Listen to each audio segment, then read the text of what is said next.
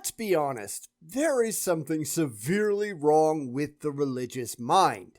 I know people don't like the idea, mostly theists, but it's true. And today, we've got a prime example that even the religious should agree that they're way out in the weeds someplace and they need help. Well, except for those also out there on the fringes, which unfortunately we see a lot of too.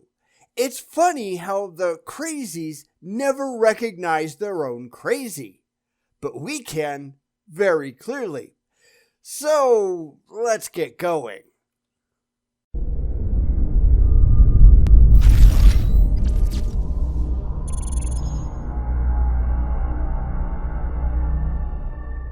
Today, we're going to go take a look at Gordon Fiala, a crazy Christian prepper type who I've been asked to examine. And yeah, he doesn't disappoint, does he?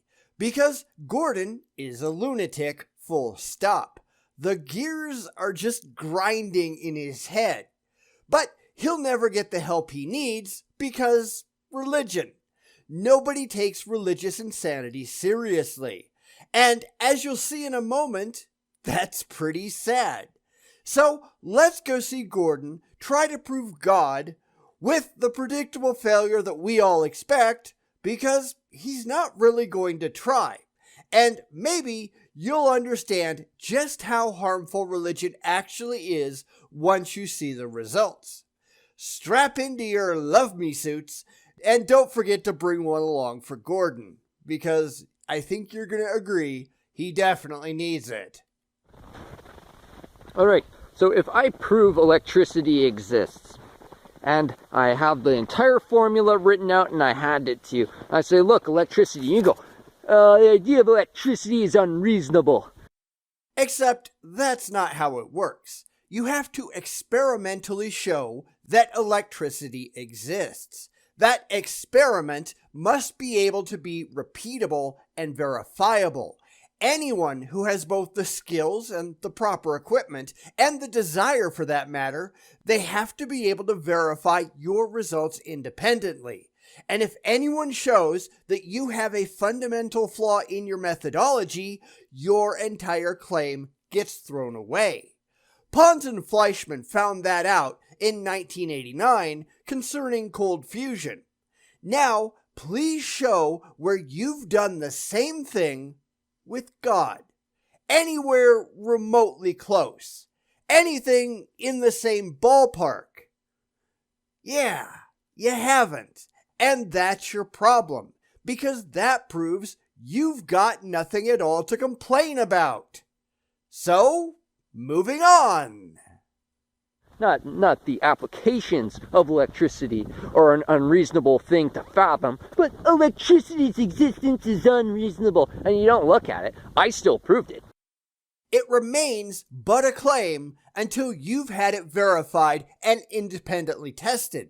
Lots of people claim to have proven all kinds of things that aren't actually proven until there is a scientific consensus. There is a whole scientific methodology involved here to verify whether something is correct or not. But let's not forget that Gordon thinks he's proven God, or will, or whatever. He's trying to put his supposed proof on the same level as electricity, and that's just laughably absurd. Because I'm going to predict right here and right now that he's not remotely close. Nobody used philosophical arguments or blind faith to prove that electricity existed. It was pure experimental data. And I'm willing to bet Gordon has none of that. Electricity is still a fact. I still found electricity, and I even provided you with a valid means to prove it yourself. And so, if I provide you a valid address to God's destination, to God's character, so you can find God, you can go to God and you can meet God, and it's an actual address, and God actually exists, and we've actually proven God because God is real and it does work and is actually there. If you don't take that avenue, it's still not unreasonable to believe that there's a God. The problem here is that he's done absolutely none of that. No apologist has. They claim they have, but they actually haven't done a thing. Now, one of the things about the scientific method that these people never seem to understand, which, remember, that's where he started with all of this, is that people don't have to believe you when they set out to validate your findings.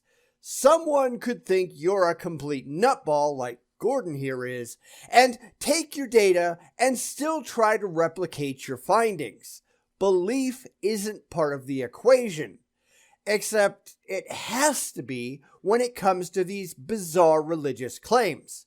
The second that you don't find what they want you to find, they're going to claim that you did it all wrong, because you have to believe first. You have to believe in order to get the results that they want. And if you don't, then you weren't serious or some other nonsense like that. And none of that matters, with the possible exception of just doing the whole thing wrong, but that's a problem with your experiment, not in their carry-through.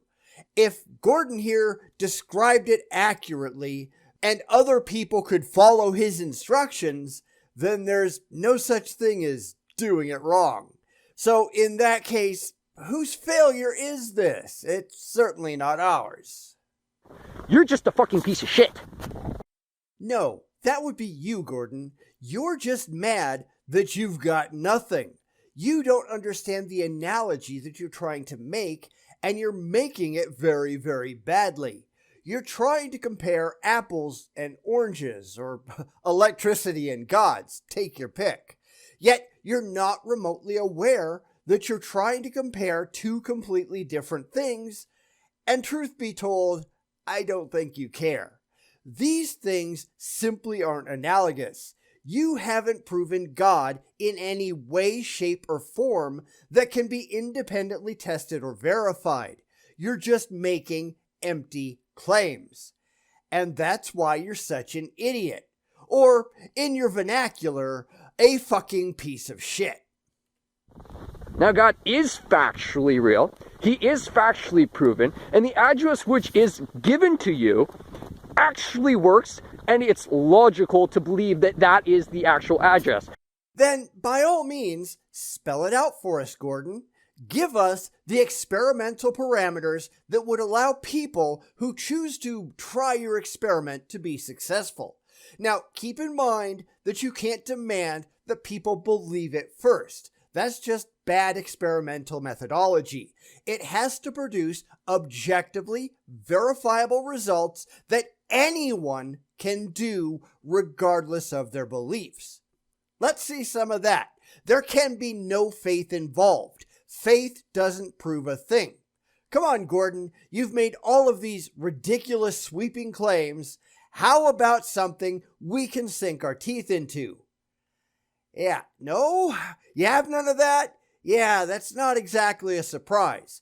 It's almost like Gordon has no clue what the hell science actually is, even though he's trying to ride on its coattails. Because Gordon here is an idiot. Why would you bring up scientific methodology if you don't actually intend to use it? That makes no sense whatsoever. But this is Gordon we're talking about, and he makes no sense whatsoever either, so that's not exactly a surprise, is it? If that address had not been given to you, you would still be a worthless piece of shit for not taking that avenue to go and meet him and find him in the first place, and he condemns people for not taking that avenue, not for denying the book, which you can't deny because it's a perfect address to his destination, his living, interactive, actual personage. Prove it! Because this is where the rubber hits the road and rational claims get tested. Prove that the Bible provides a way to objectively meet this imaginary friend of yours. Go ahead, because we all know that you can't. This is not how rational people work. But then again, rational people don't just run around in the woods ranting and raving and looking like Ted Kaczynski. He was crazy, and so is Gordon. Yet the crazy can never see their own craziness, can they? Everything seems so reasonable to the mentally unstable. If only everyone could see the things the way that they do, right? Well, we can't, because they're out of their ever-loving minds. We've looked at some really bizarre wingnuts around here before, but Gordon here is pretty high on the pile. He needs help, yet because religion gets an unwarranted exception in society, he will likely never receive it. How sad is that? But it's an actual blasphemous offense to not take that avenue anyways. So while God is in fact an actual fact... Yeah. When do you think you're going to get around to proving that, Gordon? Because just claiming it's a fact doesn't make it a fact. Just thinking it's a fact doesn't mean it actually is. And this is where the whole electricity thing did you so wrong. Because you don't understand the wide gulf between actual scientific validity, as in electricity, where it can be proven with experiments objectively, and your silly imaginary friend, which is just a figment of your fevered imagination and cannot ever be verified. It's not an analogy that you can make, but I don't suspect he realizes that, or cares for that matter. Most theists don't. It makes them wholly irrational to deal with. If you want your deity to be taken seriously, you need to prove objectively that it's actually real. Not just proclaim it to the world, prove it. And you can't do that. And I think Gordon is the poster child of the everyone is just like us mentality among the religious. Everyone who reads his stupid book is going to come to the same conclusions because, fifis. It's always fifis. And that's not how it works. And now he's getting mad because we're not seeing his way. Because his way is insane. But who the hell cares about that, right? Everyone else is just a fucking worthless piece of shit. Take the goddamn fucking avenue. It's predictably a perfect avenue. No, you can't have money. No, you can't shit in the water. No, you can't eat hormone-saturated animal blood. No, you can't live in the city. No, you can't breed when you're young. No, you can't preemptively rush into sexual relationships. No, you can't be a bigot. No, you can't be indignant. Yes, righteousness is an obligatory, statutory prerequisite of everything that you fucking do. Yeah. Let me back way the hell up. I'm gonna be way over there, cause Gordon is fucking crazy. Someone needs to go out in the woods with a net and bring him in. We are doing people like this no favors by letting them roam free. And as I said before, this is the unearned privilege when it comes to religion. If he was running around screaming the exact same thing about space aliens or Bigfoot or anything like that, he'd be under psychiatric care. If he does it about gods, though, well, that's just fine. Except it's not fine. These people need help coming to grips with reality. Religion, the very existence of religion, is causing harm. And that's why religion is such a virulent mind poison, and Gordon has a terminal dose.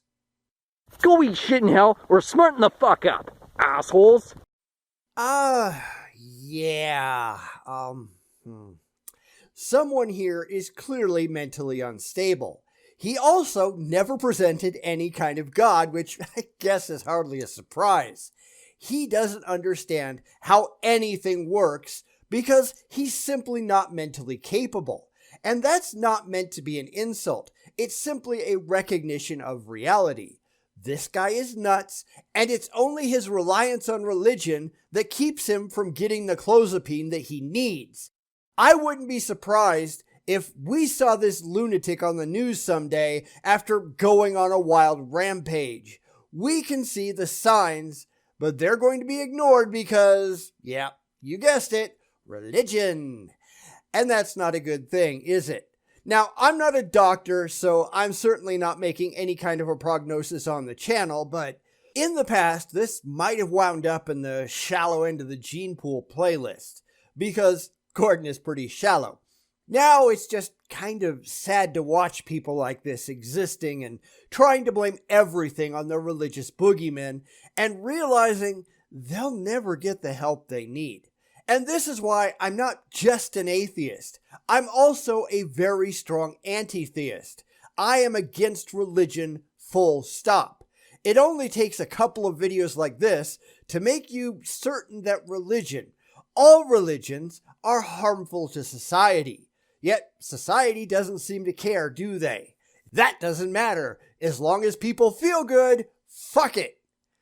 And it's all very, very sad, isn't it? What the fuck is wrong with people?